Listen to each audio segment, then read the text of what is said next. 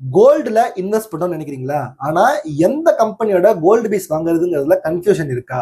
இந்த வீடியோ உங்களுக்காக தாங்க. இந்தியால நிறைய கம்பெனிஸ் இந்த கோல்டு பீஸை கொடுத்துட்டு இருக்காங்க.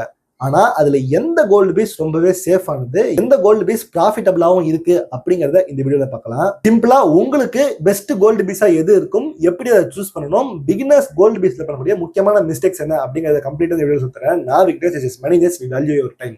சரி, இந்த கோல்டு பீஸ்னா என்னன்னே அப்படின்னு தெரியாதவங்களுக்கு ஒரு ஷார்ட் நோட்டு. அதாவது ஸ்டாக் மார்க்கெட்ல எப்படி நீங்க ஆப்ஸ் மூலமா ஸ்டாக்ஸ் வாங்குறீங்களோ அதே மாதிரி கோல்டையும் ஸ்டாக் மார்க்கெட் மூலமாவே வாங்கலாம். இந்த ஸ்டாக் மார்க்கெட்டுக்கு உங்களுக்கு எப்படி ஓபன் பண்ணணும்னு தெரியல அப்படின்னா அதுக்கு தனியாக வீடியோ போட்டிருக்கேன், மேல லிங்க் தான் செக் பண்ணி பாருங்க. அந்த வீடியோல நான் சொல்லி கொடுத்த மாதிரியே ஒரு ஸ்டாக் பேர் ஐடிசி நான் போட்டிருப்பேன். அதுக்கு பதிலாக கோல்டு பீஸ் அப்படின்னு போட்டீங்கன்னா இந்த ஸ்டாக்கை நீங்க வாங்க ஆரம்பிச்சிடலாம். ஆக்சுவலா இது ஸ்டாக் கிடையாது, இடிஎஃப்னு சொல்லுவாங்க, எக்ஸ்சேஞ்ச் ட்ரேடட் ஃபண்ட். சிம்பிளா சொல்லணும்னா மியூச்சுவல் ஃபண்ட் மாதிரி தான்.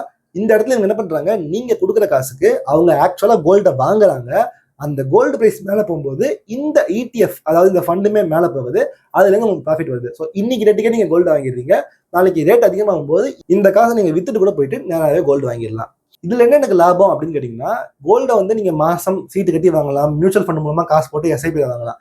ஆனா இங்க என்ன அட்வான்டேஜ்னா டே டு டே பேசிஸ்ல ஈவன் எவ்ரி செகண்டுக்கு கோல்டு பிரைஸ் எப்படி ஏறுது இறங்குதுங்கிறதுக்கு ஏற்ற மாதிரி இது மேல கீழே போயிட்டு வந்துட்டு இருக்கோம். ஸோ அதை பேஸ் பண்ணி இன்னைக்கு கோல்டு பிரைஸ் கீழே வந்துச்சுன்னா நீங்க இன்னைக்கே போய் வாங்கிடலாம். ஆனா நீங்க இதே மியூச்சுவல் ஃபண்ட்ல போட்டு இருக்கீங்கன்னு வச்சுக்கலாம். இப்போ பாத்தீங்க அப்படின்னா கோல்டு பிரைஸ் 17,000 வரைக்கும் போயிட்டு உடனே 14,000 வந்துச்சு. ஸோ நீங்க அந்த கீழே 14,000 வரதுக்கு முன்னாடி ஒன்று 13 போயிருந்துச்சுன்னு வச்சுக்கலாம். அந்த 13 நீங்க வாங்கிடலாம். திருப்பி அது ஒரு 100 ரூபாய் இருக்கும்போது அந்த ஒரு 100 ரூபாய் கூட உங்களுக்கு அட்வான்டேஜா வந்து முடியும். இந்த கோல்டு பீஸை நம்ம ப்ராஃபிட்டபிளா பாக்குறோம். இது வந்து பாத்தீங்கன்னா 10 ரூபாய், 20 ரூபாய், 50 ரூபாய், 100 ரூபான்னு சொல்லிட்டு ஏகப்பட்ட கோல்டு பீஸ் இருக்கும். நீங்க என்ன நினைச்ச கூடாது, 7 ரூபாய்க்கு இருக்கிற கோல்டு பீஸ் கம்மி, 100 ரூபாய்க்கு இருக்கிற கோல்டு பீஸ் அதிகம் அப்படின்னு கிடையாது. ஒரு கம்பெனிஸ்க்கும் ஒரு பாலிசி இருக்கும், அதுக்கேற்ற மாதிரி கோல்டு பீஸ் வச்சிருப்பாங்க. அதாவது நான் வந்து 1 கிராம் கோல்ட 10,000 ரூபாய்க்கு வாங்குறேன்னு வச்சுக்கலாம். அதை வந்து 100 பிரிச்சு ஒரு கோல்டு பீஸ் வந்து 100 ரூபாய் அப்படின்னு விற்கலாம். ஆனா இன்னொருத்தர் என்ன பண்ணலாம், அதே 1 கிராம் கோல்ட 10,000 ரூபாய்க்கு வாங்கிட்டு அதை வந்து 1000 பிரிச்சு ஒரு கோல்டு பீஸ் 10 ரூபான்னு விற்கலாம். நீங்க எந்த இடத்துல போய் வாங்கினாலும் உங்களுக்கு ஒரே வேலை தான். நீங்க கம்மியான கோல்டு வாங்குறீங்க, இங்க அதிகமான கோல்டு வாங்குறீங்க. 100 ரூபாய்க்கு இங்க அதிகமான கோல்டு கிடைக்குது, 10 ரூபாய்க்கு இங்க கம்மியான கோல்டு கிடைக்குது. ஸோ இன்னைக்கு என்ன கோல்டு ரேட்டோ அதான் இந்த எல்லா கம்பெனிஸுமே ஃபாலோ பண்றாங்க.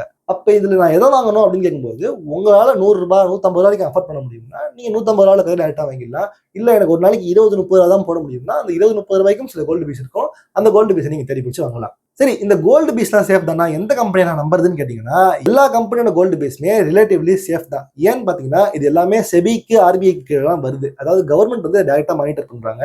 அந்த கோல்டு பீஸ் எவ்வளவு பிரைஸ் போயிட்டு இருக்கோ அதே அளவுக்கு கோல்டை வந்து அந்த கம்பெனிஸ் மெயின்டைன் பண்ணிட்டு இருப்பாங்க அவங்களுடைய ஸ்டோரேஜஸ்ல. ஸோ அப்ப நீங்க அந்த கம்பெனியை நம்பி நிப்பான் டாட்டான்னு சொல்லிட்டு யாரையுமே நம்பி நீங்க இந்த கோல்டு பீஸ் வாங்கல, நம்ம இந்தியன் கவர்மெண்டோட செபியை நம்பி தான் வாங்குறீங்க.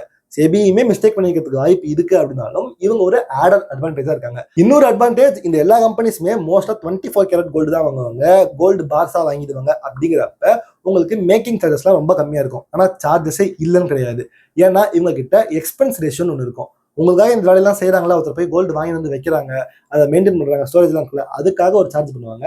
உங்களுடைய 100 ரூபாயிலே அது வந்துடும். அதாவது அந்த விலைவாசி ஏறும்போது அதை மைனஸ் பண்ணிட்டு தான் அவங்க காமிப்பாங்க. உங்க கண்ணுக்கு டைரக்டா தெரியாது. நான் 50 ரூபாய்க்கு இன்வெஸ்ட் பண்றேன் அப்படின்னா நான் 50 ரூபா தான் கொடுப்பேன். அதே மாதிரி அது 110 ரூபாய்க்கு வளருது அப்படின்னா அவங்க உங்களுக்கு காமிக்கும் போது 118 ரூபா தான் வளர்ந்துச்சுன்னு காமிப்பாங்க, அந்த 2 ரூபா காமிக்க மாட்டாங்க. ஸோ உங்களை பொறுத்த வரைக்கும் எனக்கு 50 ரூபாயில 118 ரூபா போச்சு லாபம்னு தெரியும். நீங்க இழந்த அந்த 2 ரூபா உங்க கண்ணுக்கு ஆக்சுவலா தெரியாது. பட் ஸ்டில் இதுலயுமே அந்த எக்ஸ்பென்ஸ் ரேஷியோ இருக்குன்னு தெரிஞ்சுக்கோங்க.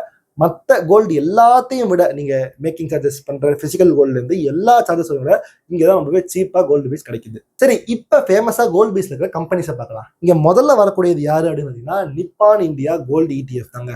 இவங்க யாருன்னு உங்களுக்கே தெரியும், நிப்பான் பெயிண்ட் இருக்கிறவங்க தான். நம்ம சிஎஸ்கேஆர்ல கூட பார்த்திருப்பீங்க கரெக்டா.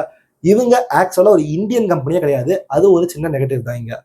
இவங்க ஒரு ஜாப்பனீஸ் கம்பெனி அப்படிங்கிறதுனால இந்த நிப்பான் கோல்டு இடிஎஃப் பொறுத்த வரைக்கும் ஏதாவது பிரச்சனை, அவங்க ஏதாவது ஒரு ஃப்ராட் பண்ணியிருக்காங்க அப்படின்னாலும் நீங்க இந்த கம்பெனியோட ஓனரை பிடிக்க முடியாது. இந்தியாவுக்குன்னு ஒரு சிஇஓ, இந்தியாவுக்குன்னு ஒரு ஆளை வச்சிருப்பாங்க, அவங்கள வேணா நம்ம கவர்மெண்ட் பிடிச்சிருந்தா.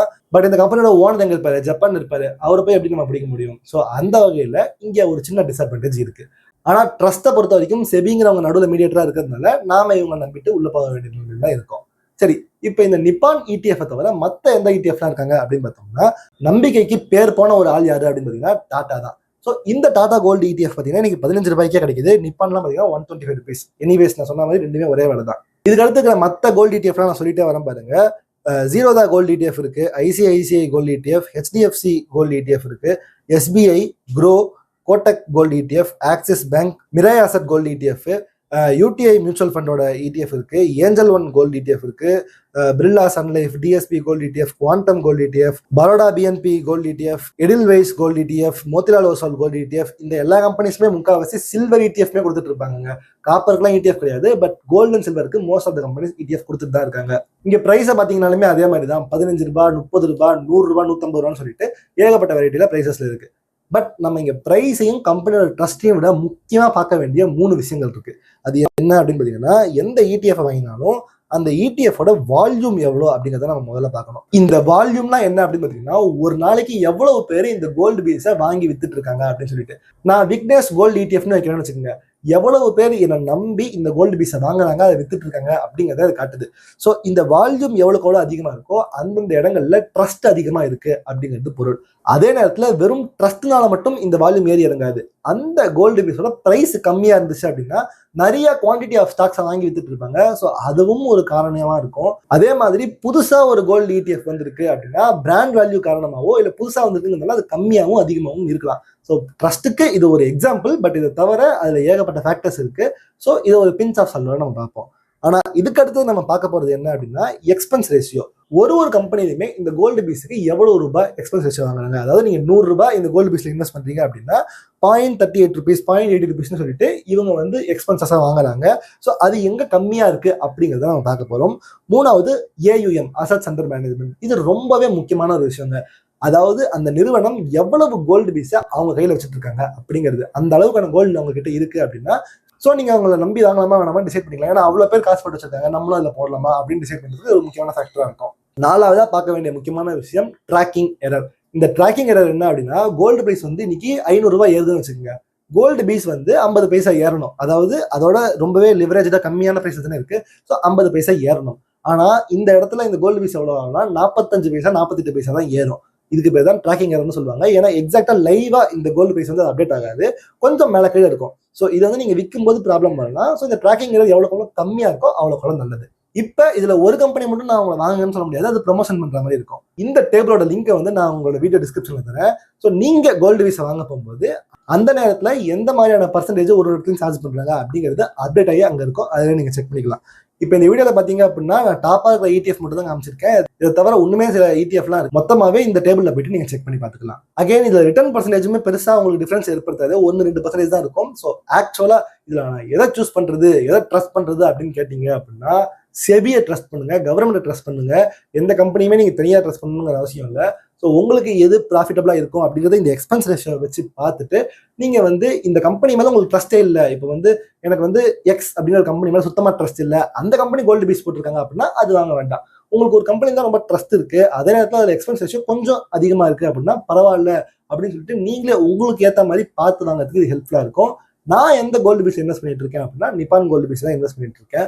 உங்களுக்கு எந்த ETF பெஸ்டா இருக்குங்கிறத நீங்களே சூஸ் பண்ணிக்கோங்க. அடுத்து இதே மாதிரி 2 கம்பெனிஸ், நிப்பான் கோல்டு ETFக்கும் டாடா கோல்டு ETFக்கும் நடுவில் யாரு பெஸ்ட் அப்படிங்கிறத நினைச்சீங்கன்னா இந்த வீடியோ செக் பண்ணி பாருங்க. விக்னேஷ்.